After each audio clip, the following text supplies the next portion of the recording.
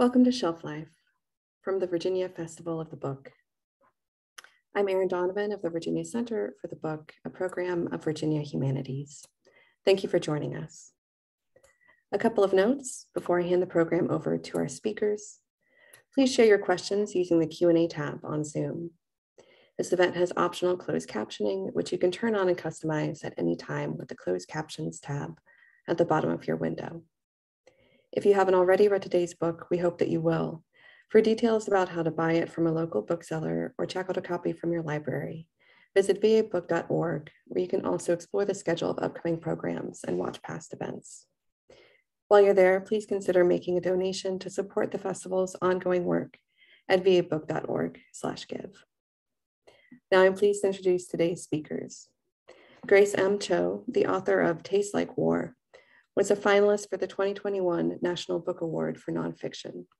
Her writings have appeared in journals such as The New Inquiry, Poem, Memoir, Story, Context, Gastronomica, Feminist Studies, WSQ, and Qualitative Inquiry. Emma Ito is the Director of Education at Virginia Humanities, where she is responsible for the development, coordination, and implementation of educational resources for teachers, students, and lifelong learners. Prior to working at Virginia Humanities, she worked as an education and program specialist at the Library of Virginia, where she spearheaded an initiative to research Asian Pacific Islander Desi American history in the library's collections and engaged with community members both across the state and nationally to highlight APIDA experiences through programming and research.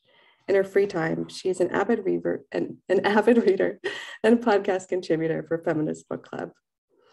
Thank you for joining us for Shelf Life. Over to you, Emma. Thank you so much, Erin, and thank you to Erin and Kathleen for providing the background support for this. And thank you, Grace. I'm so excited to be here with you. Pleasure. And I'm turning it over to you. So I was wondering if you could start us off with a short reading. Oh, yeah, sure. Thank you all so much for listening today and for supporting this event. I'm going to read from the title chapter, the first chapter, Tastes Like War, and just to situate it a little bit, maybe readers should, or audience members should know that for the last 6 years of my mother's life, she lived in an apartment that was upstairs from my brother's garage. They put a lot of time and money and love into making this apartment. And so the first chapter is set in that apartment. When my mother moved into the apartment in December 2001, she'd hardly been eating. Her diminishing appetite had ebbed and flowed for years, hitting a low earlier that fall when she was living with me in Queens. She spent most of her time at my place, sitting on the futon in her room, keeping the TV on for a few hours each morning, sometimes just as background noise. On the morning of September 11th, I popped my head in to say goodbye to her before I left for LaGuardia Community College, where it was my second day working as a writing fellow. She was hanging her head down, staring at the floor as she listened to the local news.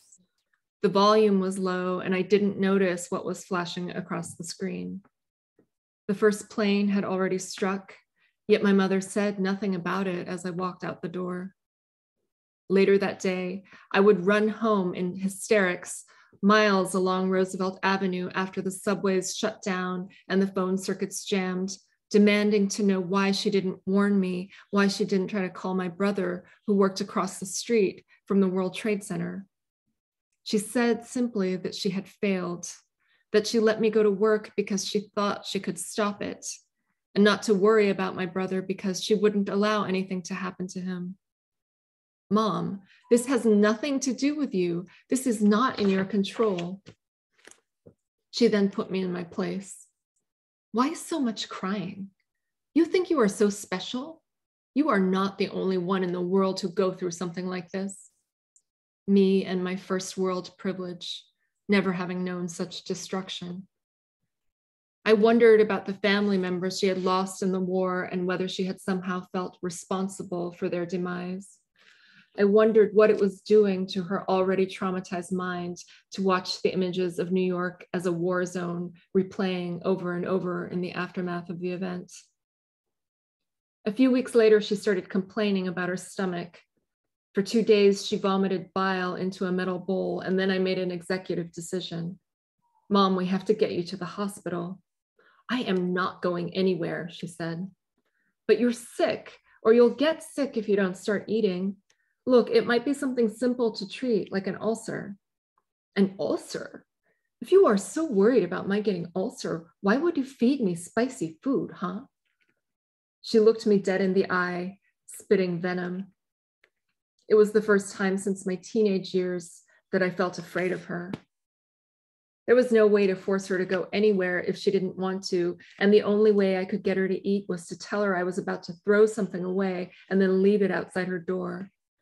It must have appealed to the scavenger in her, the one that emerged during those months that she lived with me.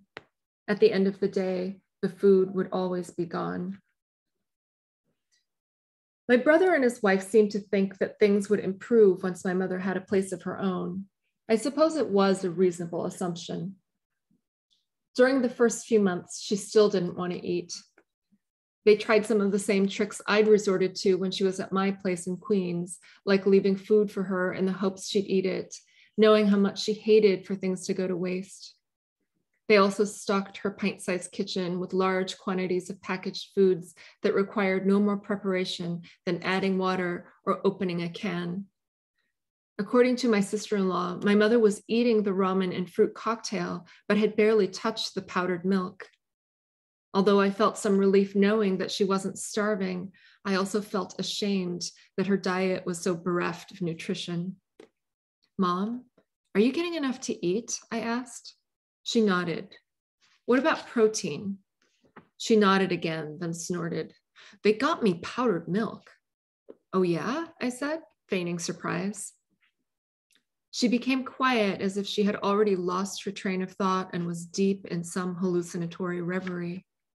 I can't stand the taste of it, she said. Tastes like war. It was only the second time she ever brought up the war without my prompting. Her words jolted me into a reverie of my own as fragments of my research tumbled around in my head. Images of babies sitting on dirt roads next to the bodies of their dead mothers and napalmed women bandaged like mummies. The words of a woman who survived the Nogani massacre, who lost her child when American planes dropped bombs from above. That day I saw the two faces of America. The words of a war bride who remembered American food aid. I had heard of the Yankees and how they were here to save us. We were all hoping for rice or barley, and we drooled at the thought of so much food. But it was an endless supply of powdered milk that caused all who drank it to suffer for days with diarrhea. In February 2002, my mother finally went to the hospital after my brother and sister-in-law called an ambulance and had her admitted on the grounds that she was trying to starve herself to death. After the hospitalization, she started meds again, started to eat again, but still not much, not everything. Her resistance still took the form of rejecting food, but the foods she couldn't or wouldn't eat were very specific, like the powdered milk. After Arnold Schwarzenegger was elected as California's governor, she asked me to stop buying her Arnold bread. Mom, you know it has nothing to do with him, right? The name is just a coincidence, I said. She smiled and let out a little laugh as if she knew how crazy it sounded. She always seemed to put a great deal of thought into her choices to eat or not eat something. In time, I recognized these choices as an expression of agency, tiny acts of rebellion against enormous structures of power. Thank you. Thank you so much for that, Grace, and starting us off with that, because I feel like listening to that brings me to so many thoughts and questions I have. And some of that is like, I know you write that this is kind of a sequel to your first book in some ways. So can you talk a little bit about what made you start writing this? Yeah, so I think the only way to answer that question really is to go further back in my history before the first book, because the way I describe my writing life is that I look at the places where there are a lot of psychic knots, and I sort of write into those spaces to sort of try to untangle the knots. And, in my coming of age experience, there were two moments that were really significant and sort of moments that I sort of identify as the origin of that knotting. And one was when I was 15, and I discovered that my mom was experiencing what the symptoms of what psychiatry calls schizophrenia. And so, when I went to my family, to my brother and father about what I noticed going on with my mom, they were in denial about it, and they called me a liar. So I didn't get any support there. I went to the local mental health care center, spoke with a counselor who did validate what I saw, but then said, there's nothing we can do for your mother, and sort of shooed me away. And I sort of identified that moment in my life as, the beginning of this entanglement of not just of my trauma, but my entanglement with her trauma. And then the other was at the age of 23. Well, I was just before my 23rd birthday when I learned a family secret that my mother had been a sex worker for the US military in Korea. And this was something that had been kept hidden from me my whole life. And so that year, as I was trying to process this information and sort of experiencing the story that I thought I knew about my family just completely disintegrate, my mother's mental health was further declining. And it led me to graduate school to ask questions about what happened to my mom, what caused her schizophrenia, because I never was able to buy the standard explanation that was so dominant in the 80s and 90s, that it was just genetic, just biological, because I knew that there had to be more. So, that led me to sociology, into a doctoral program in sociology to try to study the context of my mother's life.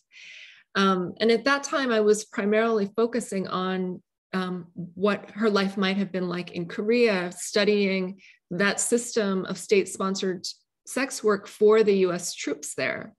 And I thought about how these women were erased from so many different narratives, like the narratives of South Korean national development, of US immigration. They were erased from their own families in the way that families that both in Korea and in the United States wanted to keep her and that past a secret. And so I wrote this book really as the first book, sort of as a way to understand why all of this had happened.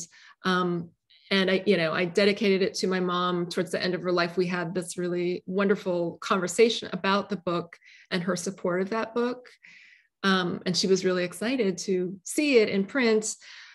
And then, I think it was 2 days after I had gotten the cover and was planning on showing it to her, she died suddenly. And so it was her death that really, brought back all of these other memories, the memories that I had forgotten about of her during my childhood before she had schizophrenia. So initially, the writing was a way of sort of capturing those memories and of recovering that other mother that I, started to mourn when I was 15. But it also, over time sort of became like, a commitment to finish this project of allowing my mother to be seen, because I don't, because of her premature death, I didn't feel that she had that opportunity. And so in a way, the memoir is, like a very long eulogy to her.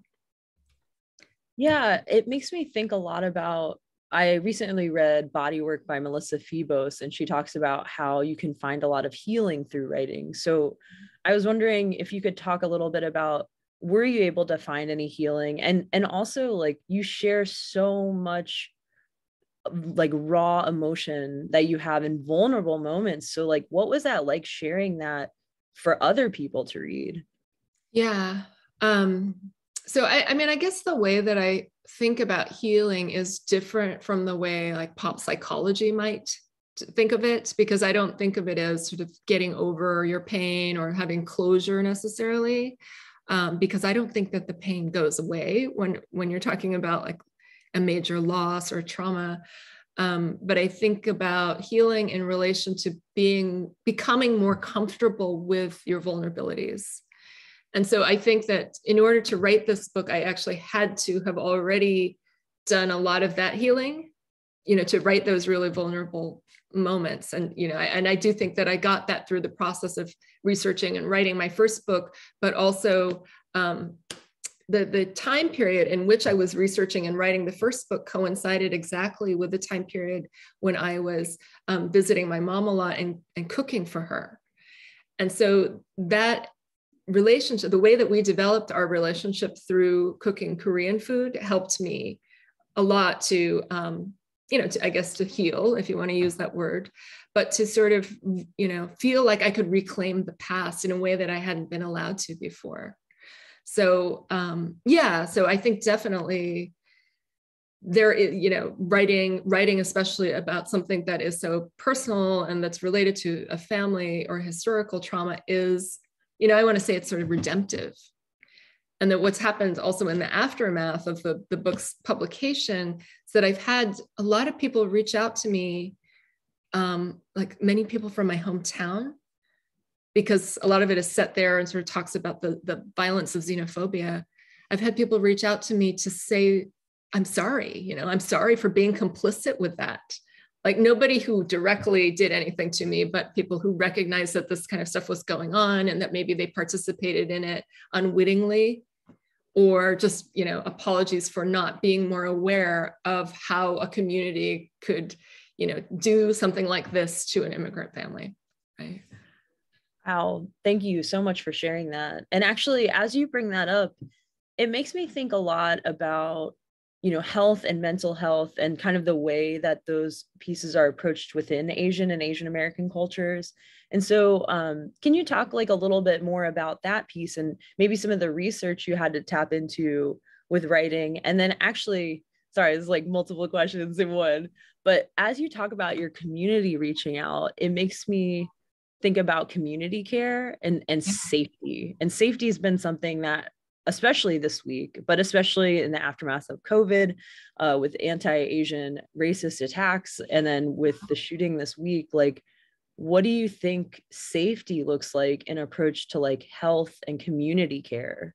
So that was a lot of questions. I'm sorry, I can repeat. You might have to remind me of the earlier part of that. I guess I want to start with the last part, which is that I don't think that we can have safety when people's basic needs are not being met, right? Because I think that it is the violence that we see is a direct result of state violence, like denying people access to basic things like nutritious foods or shelter or, healthcare. So like I don't want to speak too much about this most recent shooter because we don't know that much about him, but we do know that his mother had an addiction, right? And so, I often think that violence that we tend to sort of isolate as something that just an individual commits is always a symptom of some larger societal violence.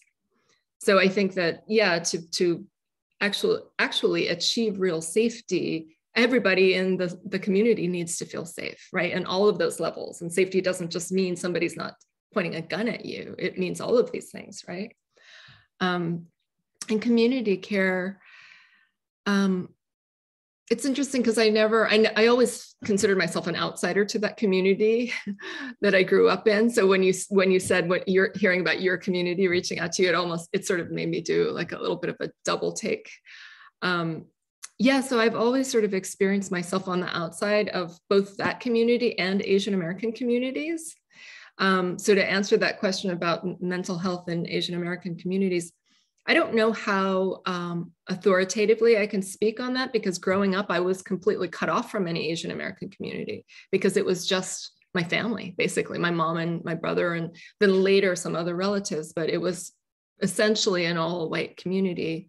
But one thing I can say is that when I became an adult and went back to Korea for the first time, I think it was when I was about 30 or 31, I went to see my aunt, who had not seen my mother since 1976. And as the representative from my family, I knew that I was going to have to answer her questions about why my mother hadn't come with me. And so my friend who grew up in Korea explained to me that there, at that time, there was no word for schizophrenic or schizophrenia because the concept didn't exist. And that the best way to describe it was to say that her spirit was hurt or her spirit was broken, and that prevented her from travel. And so that's a much broader way of thinking about it.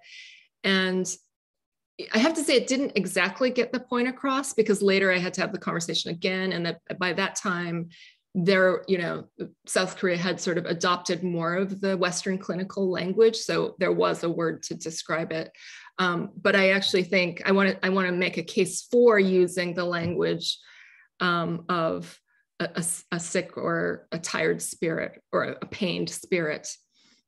Because what I found in my research about schizophrenia across cultures is that when you move away from the Western diagnostic language, it's actually much better for both the person who's experiencing the mental unwellness and the family and community, because there's something about those labels that, not only stigmatizes the person, but sort of makes them get stuck in a cycle, right? So that in the American mental health care system, it's sort of a cycle of demoralization and despair, right? Yeah, that makes me think a lot about like, what do we need to do as a society? And this is very open-ended, like to move towards that, right? Like as a stigma, like you said, like the stigma and labels of that. Yeah. So one of my questions, it's interesting hearing you talk too about going to Korea in your 30s and even writing this. Like, do you feel like as time has gone on and through the process of writing, you were able to learn more about your own identity? And like, kind of what was that process like? Yeah, I mean, it's been really eye-opening to sort of look at, the category of the biracial Korean as an object of study, right? So in that sense, you sort of remove yourself from it. And because I did that first before I wrote a memoir, right?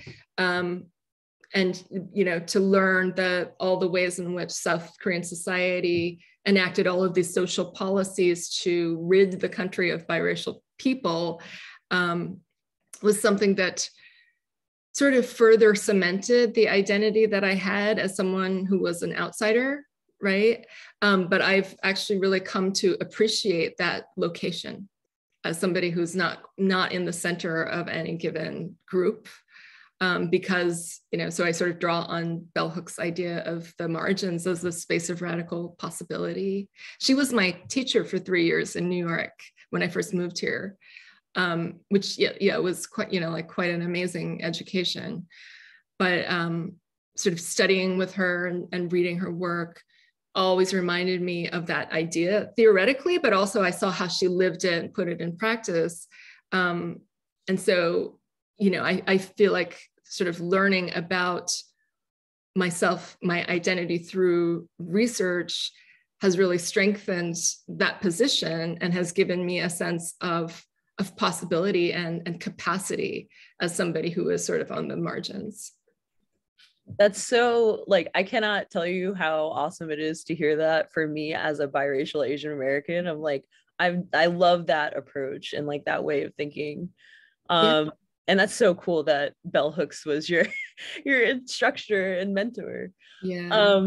So actually I have a question thinking about that piece, and like as you were researching and as you were writing your first book is kind of, and you kind of answered this already, but how do you balance all of the knowledge of everything right? Like, it from the research perspective, it from like taking a step back. And I'm speaking as like, I'm a public historian. So like I do a lot of research. And then how do you balance those really hard, brutal pieces of history with generational trauma and your own family's story?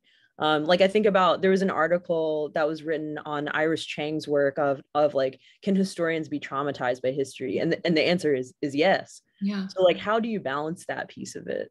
Yeah, I mean, I definitely have been traumatized by the research and there's even a scene in Tastes Like War where I'm taking in all of this really brutal information about what happens to what has happened historically to these women who are sex workers for the U.S. military, and just like sort of plagued with all of these nightmares in which I am there, in the position of these women. But lately I've been thinking about how, and especially writing this book and sort of seeing how some of the same characters or figures came back in this book that were in the first book. Like, for example, in the section that I read, those two women that I quoted, right? The woman who lost her child, whose child was literally shot off of her back when she was running during this massacre. Those napalmed women, like I found a photo of them just so tightly wrapped in these bandages. That there are so many of these survivors or people who are left grieving that I carry with me, so that they appear from one book to the next.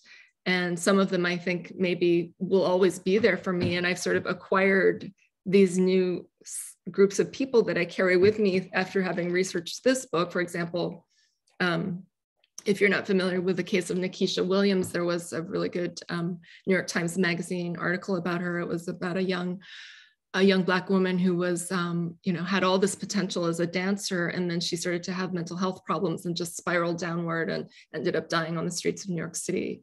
So she's another character that I sort of lives in my mind. So, in terms of balancing it, I think maybe to go back to the first question about healing, and healing being about more than just rejecting pain, but about becoming more capable of your own vulnerability. That I think that as I do this work, I feel, I feel a sense of strength from being able to learn these people's stories and carry them with me, because they're sort of like ghosts that are forces of memory that remind me of why I do this work and why it's important to ask others to remember these historical atrocities. Yeah, absolutely. And I think like you sharing the stories keeps it alive too, and like forefront to people's minds, so that people are thinking about this and facing the truth of what happened.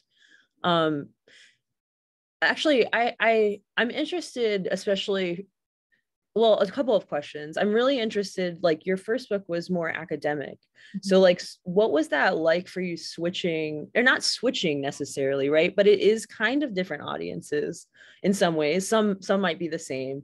So what was that like kind of writing for a more public audience? Mm-hmm.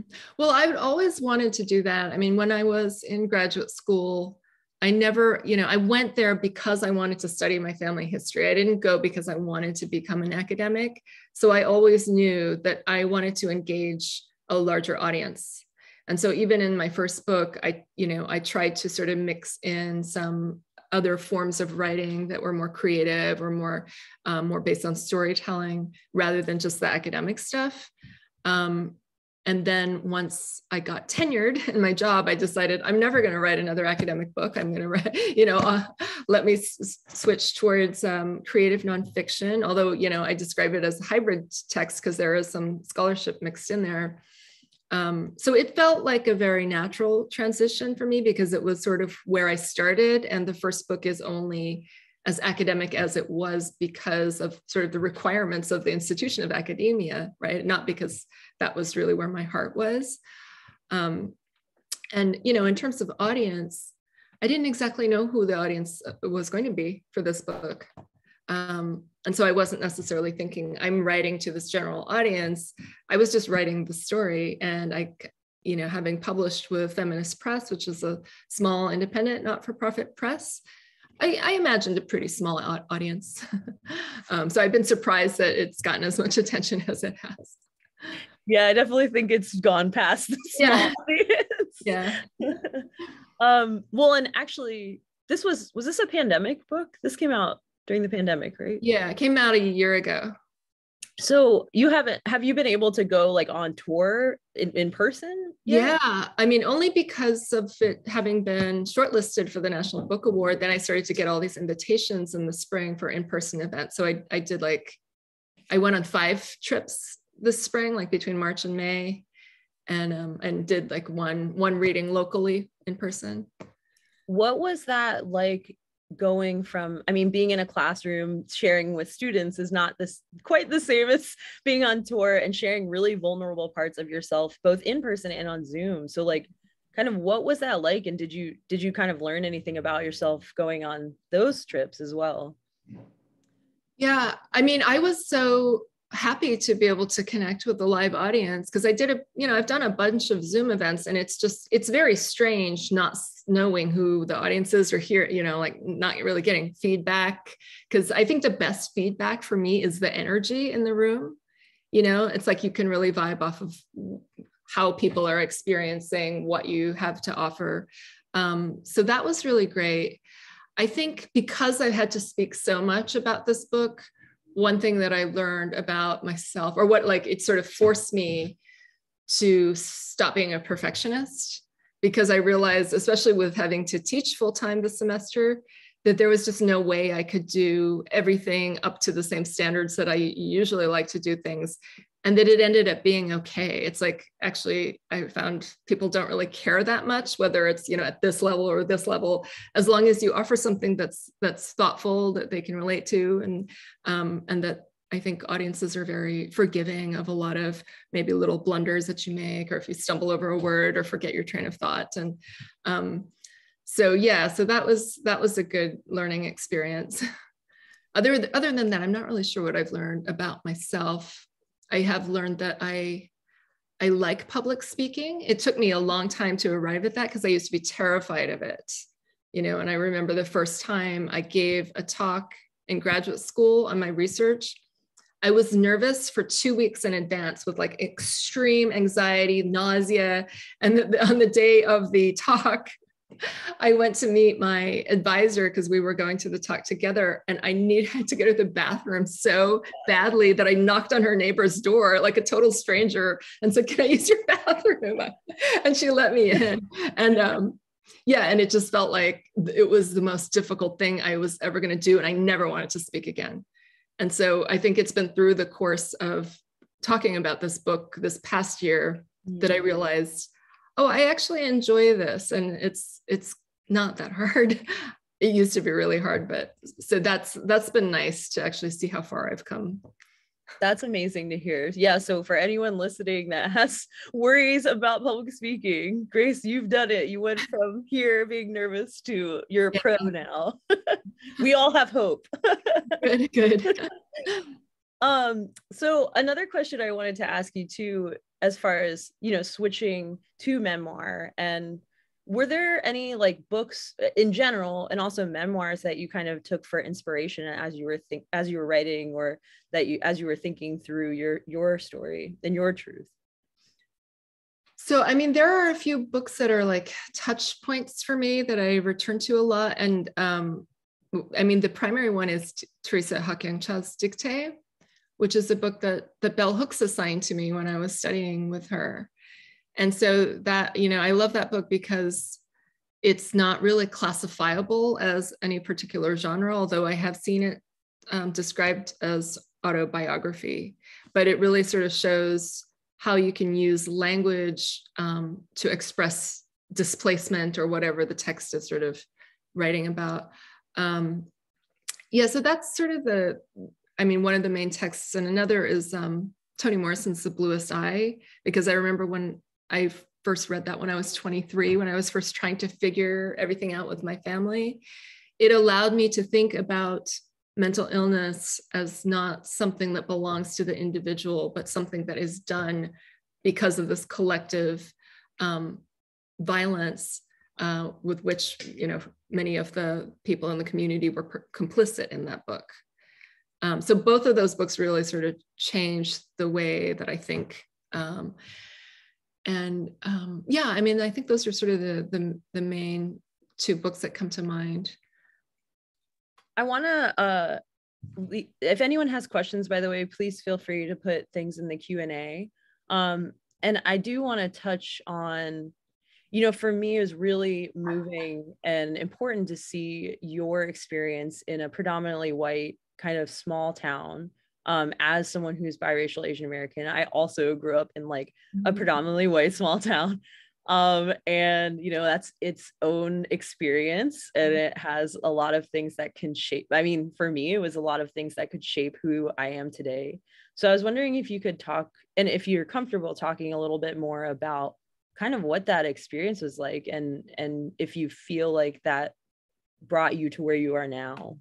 Yeah, I mean, it was, I mean, so first of all, I'll say, well, I met many nice people in this town. So this is not, you know, like, I think that sometimes people from the town get very defensive because it's not a condemnation of everybody, but obviously, my experience growing up in that environment was pretty hellish, you know, because I was sort of always being identified as the other. And as I got older, started to experience the intersection of sexual and racial violence, right? So in the book, I wrote about when I was 15, experiencing 2 back-to-back sexual assaults, both of which, you know, sort of involved racializing the experience. And so by the time I was in high school, I sort of had this plan that I had to get out of there. And my mom also really encouraged me to get out of that town. And so I for a long time, I thought of myself as a refugee from that place, you know, because I didn't think I could survive because it was too difficult. Yeah, definitely. And it definitely, like, I think of my own experiences, but then thinking about your mother's experiences on top of that is a whole other piece, because at the end of the day, like, the adults are trying to protect their children, right? But like, as we are adults now, we think back on how difficult that would have been for them.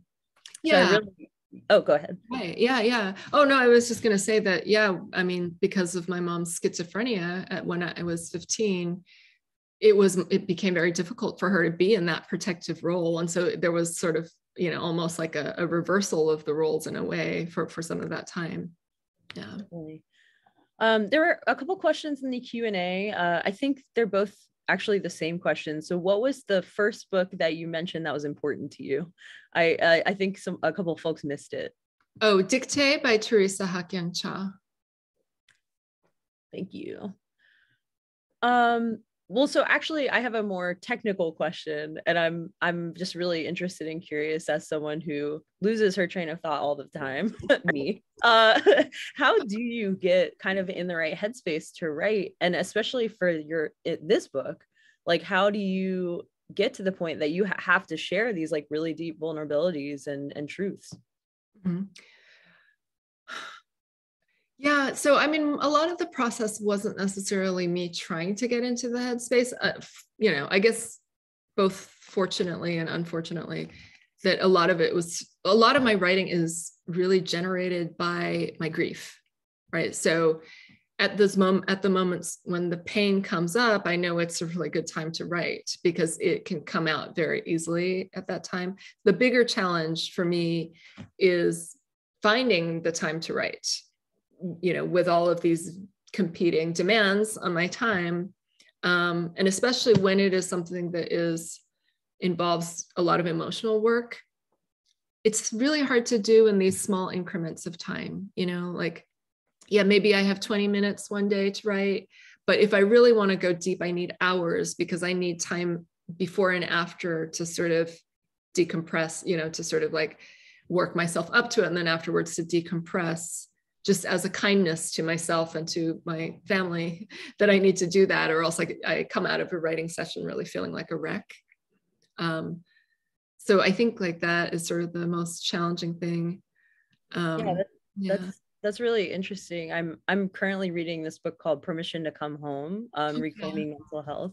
And that is exactly along the lines of what Jenny Wong says in that book. So it's really interesting to hear you say that as well. Mm-hmm. Oh yeah, that's on my reading list. I haven't read it yet. Yeah, it's great. I got another question from the audience. How do you balance or allocate your time between the research and the writing? So for this book, a lot of the research comes from my first book. So it was already sort of really internalized, so it was very easy to make those decisions about when to write it into the text because it just automatically felt like part of the story. But then I did additional research for this.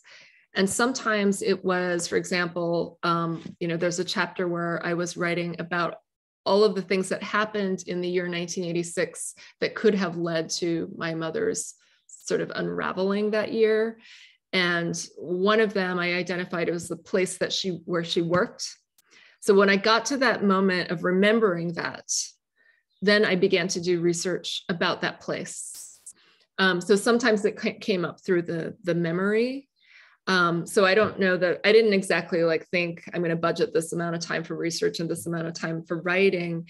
It was more that the questions that I had as I was writing guided me, so I knew when there were moments that I had to do research about something. And then sometimes it was, another way in which it was sort of organic. So that I started reading this book in 2016 called Our Most Troubling Madness, which talks about the social risk factors for schizophrenia, including immigration, including being a person of color in a white neighborhood. And as I was reading that, I knew I had to write about it, right? And so that the research just sort of presented itself to me. But now, that said, this book took me 10 years to write. So, if you want to write faster than that, maybe you should be more methodical than what I just described. And I think I probably do have to do that now with my next project, which I'm not sure what it is yet, but I am thinking about it. And that I think needs to sort of be guided by the research question, right? So I have a couple of research questions that I'm interested in. And I would probably do primarily the research first, but also as I'm doing that, write about my reflections on the research. That's really interesting. Thank you for sharing that. So I have an immediate question that I obviously understand if you can't answer. And actually, Sandra here in the Q&A also asked about what new areas are you kind of researching that could lead to this next novel? So are there anything, do you already have things in mind or? Yeah, I have a couple of projects in mind. One is that I want to think about institutions of care as carceral spaces, right? That I think that sometimes, state violence is disguised as care.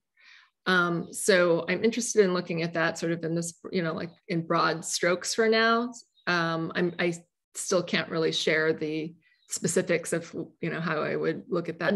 Understandable. But the other is that I always come back to the Korean War because it is unresolved and still has such a profound psychological impact on so many people both in Korea and in the United States, Korean Americans. So I wanted to do more research on some archival research on the, how the war was sort of understood at that time as a limited war, which is this term that basically describes a level of destruction that is acceptable to the parties engaged in the war. But it was a massively destructive war. And so, to think of it that way, or recently I heard someone on the radio described the Korean War as a useful geopolitical tool that completely neglects the human toll of that war. And so, that's sort of the other area, but I also wanted to fold in thinking, some stories about the impact of family separation that has come out of that war, because 10 million families were separated as a result of the war between North and South Korea, that they ended up on the opposite sides of the border and were never reunited. But then there are all these other ways in which families are separated. So transnational adoption is another. When I think about my mom's mental illness having partly been caused by the war, I think that's another kind of loss. So yeah, I'm sort of simultaneously thinking about these two different projects.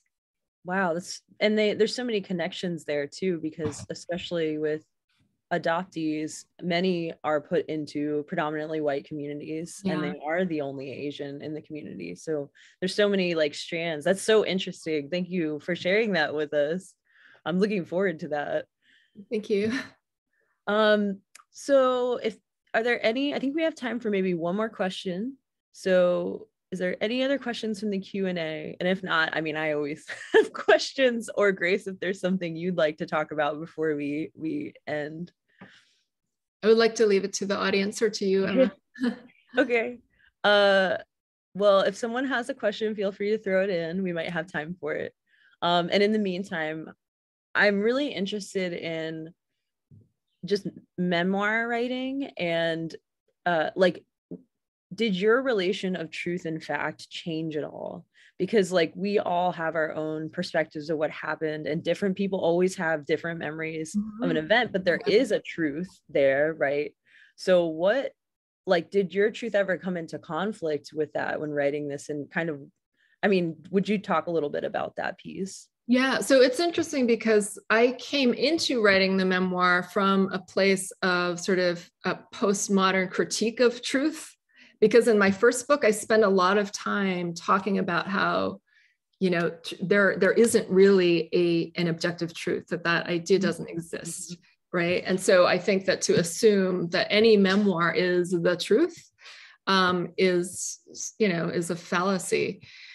But yes, are there multiple versions of the truth? Yeah. So I think that you have to have good faith that when you're writing a memoir, that what you're putting out is your truth, right?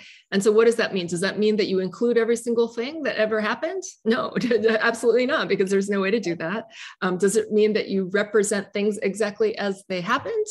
No, because all memory is reconstructed. It changes over time. There are so many different things that influence memory. And, maybe even forget about memory for a minute. Even the present, if you ask 10 people in a room how they're experiencing the present moment, you're going to get 10 different answers. So perception is highly subjective. Yeah. So, I sort of went into it with all of those assumptions. And, I do think that maybe fact is a little more concrete, but the way that we put facts together is just limitless, right? Like you can put facts together to create a number of different types of narratives. And so what will end up happening inevitably is that there are some people who are going to oppose what you're saying or what you're doing because it doesn't align with their version of reality, right? And so I've experienced that on multiple fronts with this book. For the most part, I've had, amazingly positive feedback from readers, but I've also had some people say, oh, that didn't happen, or there's no way that could have happened, right? Sometimes referring to things that they were not present for, like I've had opposition from some of my family members who never wanted me to write to begin with. Like they started to oppose my writing back in 2005 because they just didn't want me to write about my family history. And so, I don't have any doubt that maybe their version of what happened was different. But I don't dispute that, because I think that's a given that every person in a family or in a community is going to sort of remember and experience things differently. Definitely. Yeah. There was a comment in here that I want to mention that said, thank you so much for this discussion. I will be buying the book. I think the situation in Korea is very interesting at this point in historical time as we watch Ukraine's battle. So kind of along that lines, is there a couple of books that you would recommend to folks that want to learn more about this history, this Korean and migration, Korean American, and just Korean history here? Yeah, so I have a long list of books I could recommend. Some of them are in the bibliography of Tastes Like War, but one historian is Bruce Cummings, who I recommend. So he's written several books on the Korean War from a fairly critical perspective. So it sort of challenges the official narratives that the U.S. has. I also recommend the work of Jian Ya, Y-U-H. And she has written a book called Beyond the Shadow of Camptown. And that's oral histories with Korean women who married American servicemen. So it sort of like dives into their personal histories, but also looks at the geopolitical relationships between the two countries. And Another person who comes to mind is Hanik Quan. And, you know, I can write some of these in the oh, was there a question? Oh, I just wanted to write the name. Can I put it in the chat? Let's see. I think it'll let you. Yeah, if you hit to everyone, you should be able to put a couple of. Okay. There.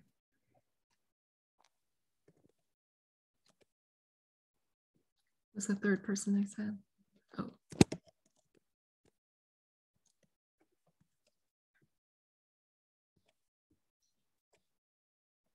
So these are the authors that I mentioned. Oh, great. Thank you. Oh, maybe it's Quan with an O, actually. So sorry. Well, we are getting almost to the point. If there's any other Q&A questions that folks want to put in here, and you know, we have a couple of minutes. I'm going to take every minute I can of talking to you. Oh, actually, can I make some more recommendations? Because I saw Sarah's comment. Thank you for mentioning Korean adoptees. So other books that talk about the war, but from the perspective of Korean adoption, is a book by Sujin Pate. I'm forgetting the title of the book, so just the author Sujin. So I'll also put that in the chat. And Arissa Oh, To Save the Children of Korea.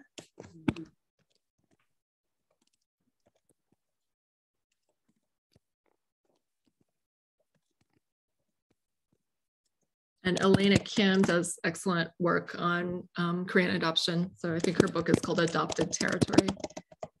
Yeah, so I think that like the way that I've studied the war primarily has been through the lens of the Korean diaspora or Korean civilians who survived the war.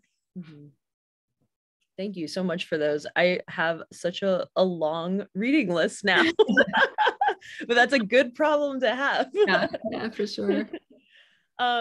Well, we are getting kind of towards the end, and I want to be cognizant of your time and the folks watching.